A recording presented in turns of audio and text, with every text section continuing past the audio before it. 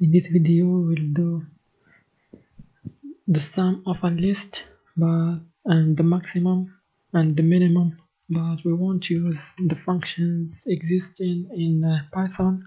We'll do it with for loops, so we will practice using the for loops. So let's start by creating a new file. Let's call it sum maxmin.py. Click OK. So first let's create a list. Can put anything in here.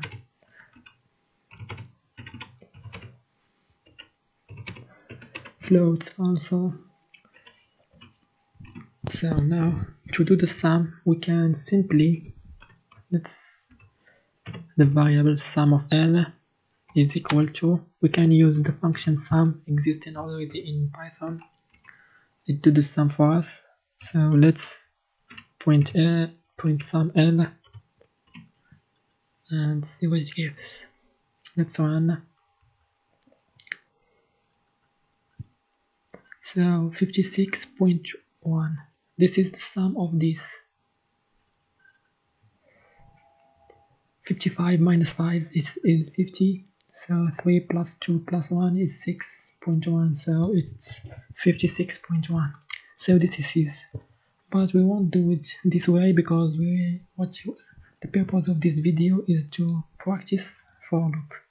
So let's do it another way. So let's create another variable sum L iteration is equal to 0. So now this will be our sum of this, but first we give it 0, initialize it with 0. Then we have to use a way to calculate the sum of all these numbers. First we have to add this one to 0, which it's like 0, nothing to do with it. So add this one, then add minus 5 to the results, then add 55, then add 3, then 2.1. So let's use for I in range.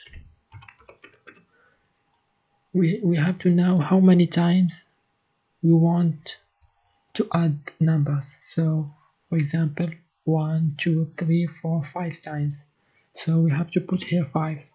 But if we added something and or reduced something from the list, it won't be working with 5. So we should use here the length of this list. And there's a function in Python called length of L. It gives us the length of this, which is in this case 5. So for I in range length of L, which is 5, it will do, we can tell it what to do. So it starts from 0 and it goes 5 times, so from 0 to 4. So now let's do the sum L iteration is equal to sum L iteration, the last one before, plus the current value in the list. So first it checks 0 and add the first one is 1, then in the second time it keeps 1, what we calculate already, and add the second number, then go on like that. So let's print our sum L iteration and see what it gives. 56, which is the same as this sum. So now for this length, we can calculate this length from, let's print it first, length of L, and see what it gives.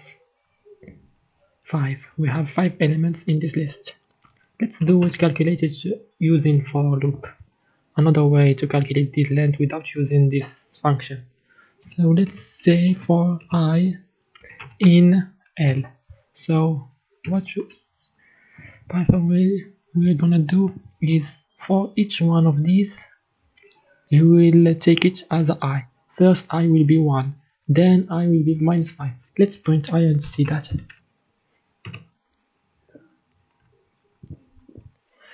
As you can see here, 1, then minus 5, then 55, then 3, then 2.1. But here, when we print I, because we did in range, so it will start from 0 to 4. Let's see. As we can see here, it's 0, 1, 2, 3, 4. So range, it gives numbers from 0 to the number right before this one. If it's 5, so it stops in 4. If we give 10, it will stop at 9, and like this. But when we say for I in L, it will go for each element of this. So what we're gonna do, let's go to count, give it 0, and then count equal to count plus 1. So to calculate how many times it gives. So to calculate the length, this is the length. And then let's print count. And see, it should be 5. So as we can see, it's 5. So this is for the length. We use it for a different way than this one. Now let's calculate Cmax. The maximum and the minimum. For the maximum and the minimum, there is a max L is equal. We can use a function as the sum for L and also for minimum the of L. We can use a function min. Let's print this to max L and min L and see what it gives. So the first is the maximum, so it's 55 as you can see here, and the minimum is -5. So we can use these functions, but we'll try to do it with for loops.